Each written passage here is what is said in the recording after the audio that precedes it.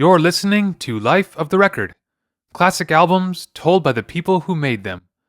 My name is Dan Nordheim.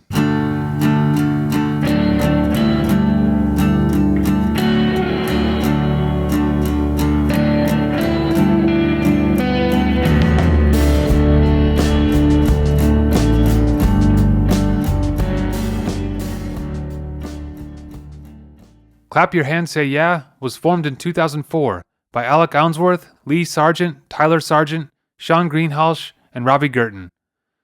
Ounsworth had been recording demos as a solo artist and connected with musicians he met while attending Connecticut College.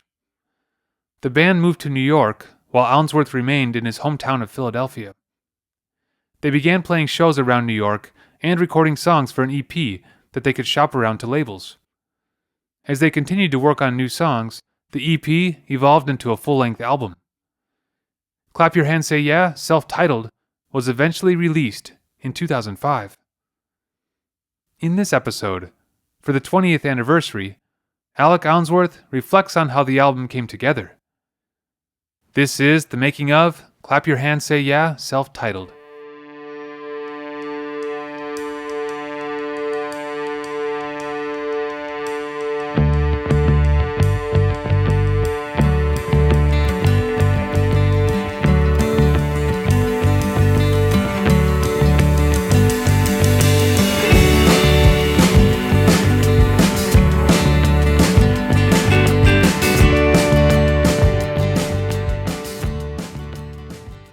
This is Alec from Clap Your Hands Say Yeah, and I'm talking about the first Clap Your Hands Say Yeah album, which is also called Clap Your Hands Say Yeah. I would say that album, I thought it was decent. I thought it was a good start. I was surprised that people liked it. I wasn't going to release it, actually. I thought at the time that you were supposed to be like 100% satisfied with what you did.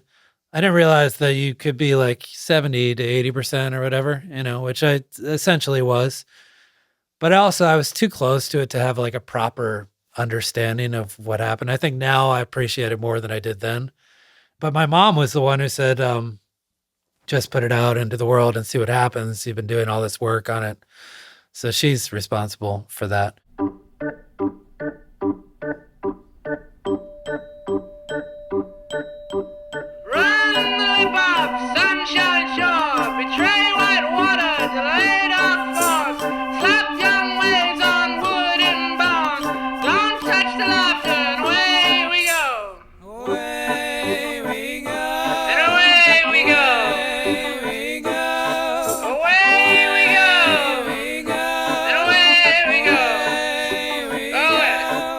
So I guess it would have been about 2002, 2003. I was playing smaller shows in Philadelphia, just solo acoustic shows. And, I had been making a little progress doing that, but I thought a band might be a little bit better entry into the whole industry, like something a little bit bigger seemed necessary to me. So I started writing songs with a little Roland drum machine, like an old 1980s Roland drum machine, and bass synthesizer. Like I was using my DX7 quite a bit for a lot of these demos.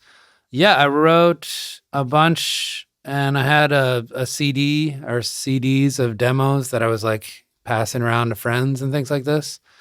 And I ended up doing a program in Massachusetts for urban planning. And I think one of the twins was living up there who was in the band early on. He played guitar, and I met him for a drink at some point, and I gave him one of my CDs too. And he said he and his brother were moving down to New York, and we knew somebody else, Sean, who lived in New York, to play the drums. And he really liked what I had. So pretty quickly, I think within a week of practice, we tried to play a show with someone. And, the songs over and over again was at that show. And like probably Upon This Tidal Wave of Young Blood was probably at that show. Let the Cool Goddess Rest Away. There were a bunch of songs that were already, pretty ready to go. So the intention was to make another like EP to shop around. So initially, the idea was just to do that to get the attention of record labels. But yeah, so it went from demos in my basement which were fairly complete, to recruiting some good musicians that I knew from college who lived in New York. And then I still lived in Philadelphia, so I go back and forth and work with them. I didn't think about the New York scene at all, like not even remotely. I had heard of some of the bands that were around, but I had no intention of like ingratiating myself at all. You know, I had respect for them, but I didn't think that I was a part of any given scene. Since then, people have been doing a lot more like solo projects. I think Mac DeMarco does a lot of stuff on his own. There's this other guy, I've never heard anybody pronounce his name, but the MKGEE, McGee, I guess, maybe that's it. It sounds to me like he does a lot of stuff on his own. So it seems like that's a little bit more of a thing now than it used to be. So now my intention was to assemble people because that's kind of what you did. Clap your hands! Clap your hands! But it won't do nothing. Clap your hands! But I have no money. Clap your hands! But it don't seem like it. Clap your hands! Are you up to something? Clap your hands! Where's my milk and honey? Clap your hands! But it does look funny. Clap your hands! I'll just wait a while. So if I recall correctly, so it was me, Sean, Lee, and Tyler. They knew of a studio in Providence called Machines with Magnets, and they recommended that studio based on, you know, price and things like this. So the idea was to record, 4 or 5 songs at that studio. And I think what it was we recorded Upon This Tidal Wave of Young Blood, In This Home on Ice, over and over again, and maybe Details of the War. Maybe we did 5. I can't remember, but those 4 and maybe one more. And the idea was to get like a proper sounding CD to send to all the record labels. I do remember that session very well. Sean, who's a fantastic drummer, I think, even though he was not a trained drummer, and at the time he was more of a guitarist and songwriter. He was just transitioning to drums. So we did everything live in the studio. And the first song was In This Home on Ice, which is probably, in retrospect, probably like one of the harder ones to take on because they're, you know, it's not complicated structurally necessarily, but there are several things that happen that he has to be aware of for a live recording. I think we did it 20 to 30 times live. We just played it over and over again. And Sean would make little mistakes, just little mistakes, but it had to be perfect all the way through. We were doing everything live. And we nearly gave up on that first song. We nearly were like, God, maybe we come back or we just can't do this, or it's, you know, but he got it eventually. And and so we made that EP, started shopping things around, kept playing shows in New York. And then we went to Red Hook, Brooklyn to mix the songs that we had. And his name was Adam Lassis. He had a studio, Fireproof Recording. And I think he was kind of encouraging a longer album. He really liked what he heard. And I had already been introducing more and more songs. So we were already testing these live, and we figured, okay, you know, let's throw in this song like Is This Love, or The Skin of My Yellow Country Teeth. We just kind of like, you know, added some things on. And then when it turned out that we had, I don't remember how many, you know, proper songs there were, but I decided to add some instrumental interludes. Sunshine and Clouds and Everything Proud was one. And I just kind of like came up with that in the studio to sort of, I liked a lot of Tom Waits albums and Pet Sounds. We were all kind of enamored with things like this, and Brian Eno's Another Green World. And, you know, you can kind of fill in the gaps with that sort of thing.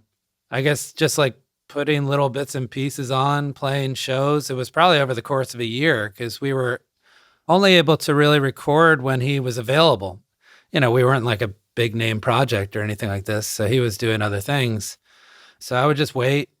And then I'd get there at the studio before he opened, like, you know, getting ready to to do things. It was pretty magical to me to be in a studio at all. Yeah, and I would just like add bits and pieces, add backup vocals to songs that I thought were kind of lacking to me to give it a little bit of an increase in interest. I was really enamored with Brian Eno all the time. He was a huge influence for me. But albums like Here Come the Warm Jets and Taking Tiger Mountain by Strat. And there's a song on Taking Tiger Mountain where he uses a typewriter for percussion in the background. And there are all sorts of interesting sounds on Here Come the Warm Jets. And for me, I would be like, well, if you have something that you just find that might be an interesting sound, bring it to rehearsal and we'll see how we can kind of work it in.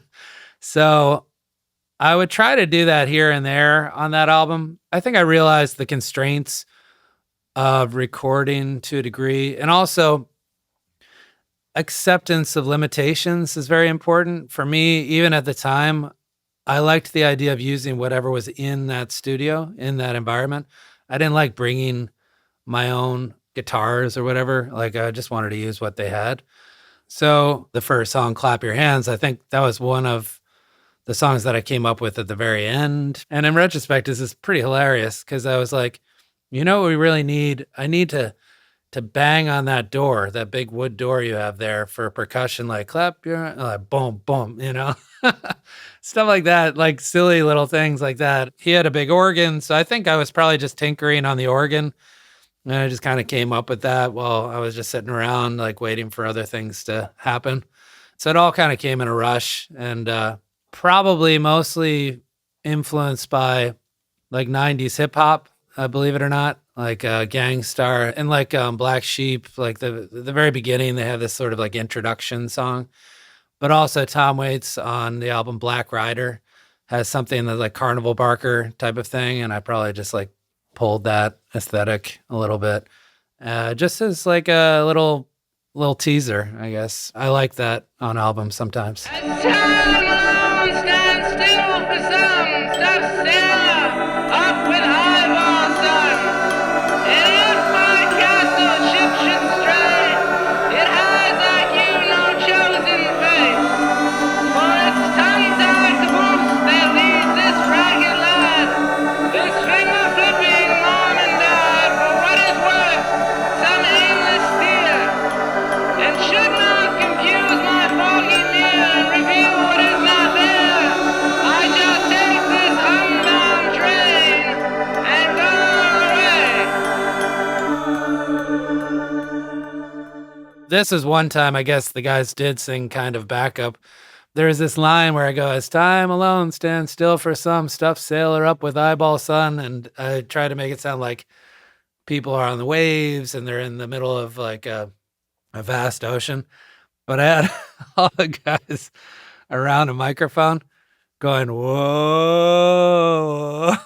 like they were on a ship that was, bound to sink.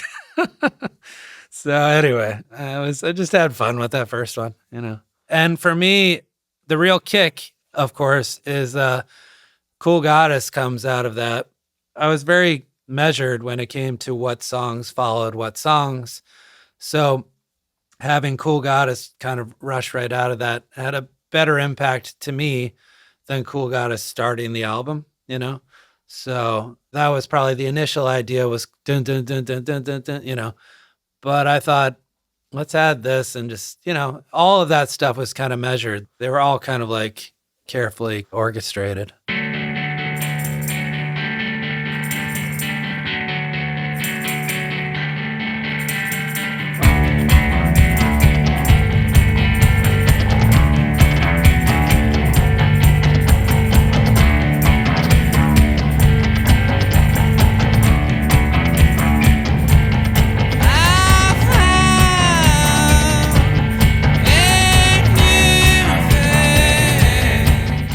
I remember that pretty well. I was really sick. I often got like these flus that were pretty bad.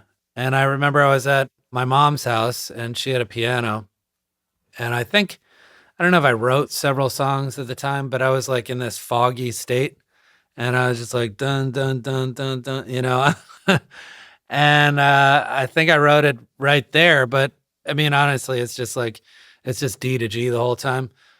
But a lot of the songs kind of get their value from just being so simplistic, in my opinion. But that one I just wrote, but with the melody being there for "Let the Cool Goddess Rest Away," but the lyrics not yet, which is often how I write. But the lyrics, especially the title came from, those magnets that you put words together, or put sentences together, phrases.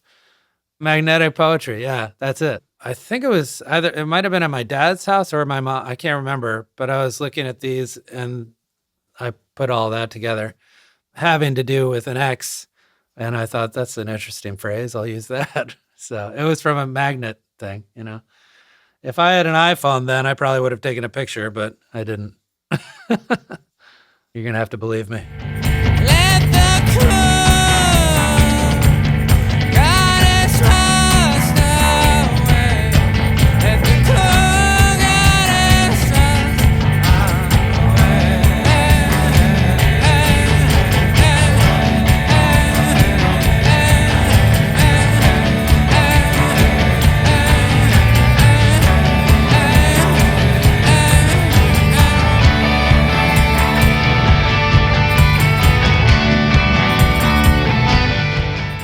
Yeah, and the backup vocals, I found a new face. All of this stuff, I was just like, there are these little like Easter eggs, I think. To me, when I was a kid, I used to listen to a lot of like oldies, like 50s and 60s, and I always used to sing the backup vocals. That was just interesting to me. But I thought for every song, there was like a little treat in there. Every like big single, like there was a subtle shift or like an introduction of a new color or something like that kind of made it more worthwhile. David Bowie did this really well, I thought. Like a lot of his backing vocals, a lot of little elements that just kind of like popped in that, you didn't expect, but worked, So I tried to add these little things, like even the ding, ding, ding, ding on Let the Cool Goddess Rest Away against the other piano. I think I took that from borrowed, whatever. But that was inspired by, I think it's Seven Chinese Brothers, REM's song, where they just have this hanging ding, ding, ding to like introduce Michael Stipe's vocal, So stuff like that, I just kind of like plopped in a little bit. It wasn't stealing.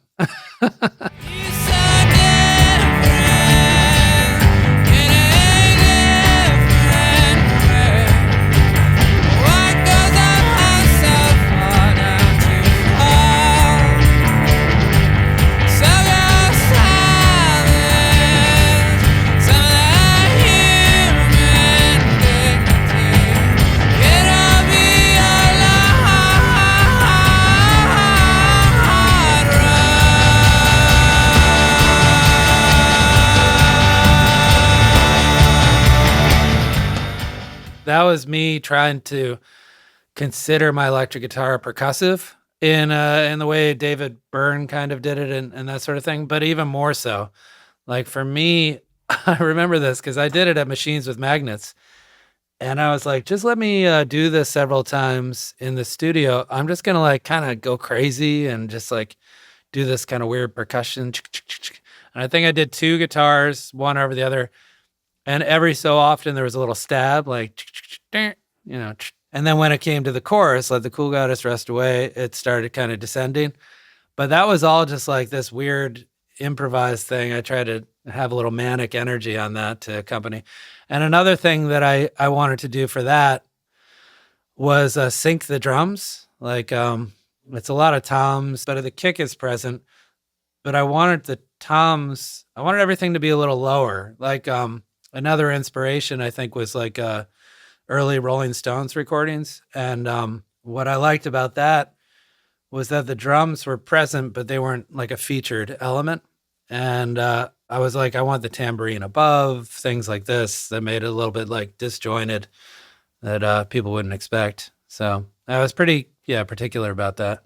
Sean hits hard, and he hits really hard. And if it would have been a totally different song if we brought it up to a level that's a little more popular these days, I guess. That I always had a problem. I worked with a lot of engineers, and they always wanted to make the drums a little bit more of a featured element than I was ever comfortable with. But yeah, that was one thing. Nobody was telling me what to do or giving me solid advice exactly back then. It was just kind of like you're on your own, which is cool.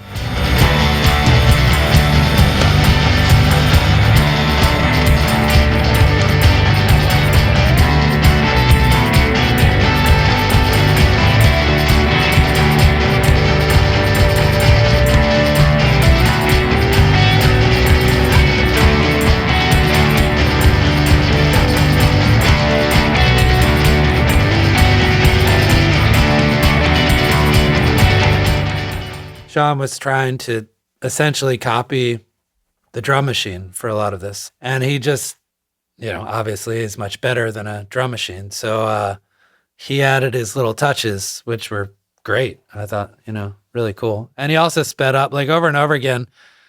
The original demo might have been like, I don't know, like 110 BPM, something like this, which is a little slow. And Sean sped it up to probably around 125 or something like this. And I thought, whoa, that's fast. But now I listen back and I'm like, he was right.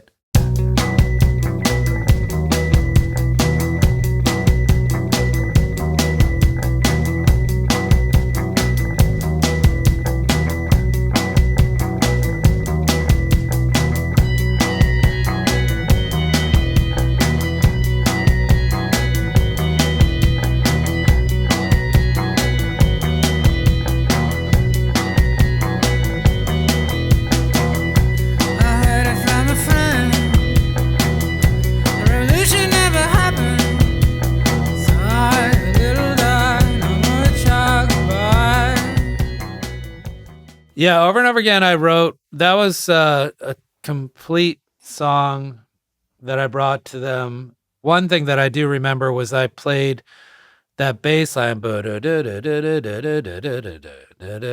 I was pretty proud of. I liked that bass line. And all the synths, I liked magnetic fields a lot of the time, and I liked the counter melodies that they created with synths. And I thought it really kind of like, things were kind of like crossing over one another. So the vocal has its own melody, and then there's one synth, and then there's another one. So I just kind of added all this stuff. But one thing that I also had on the original demo, which we tried to do in the studio, I had two basses going at the same time, which is weird and probably would have gotten muddy if we really did it. But I don't remember what the other one was playing. And that lead bass line is just so like kind of memorable that the other one was a little bit excessive.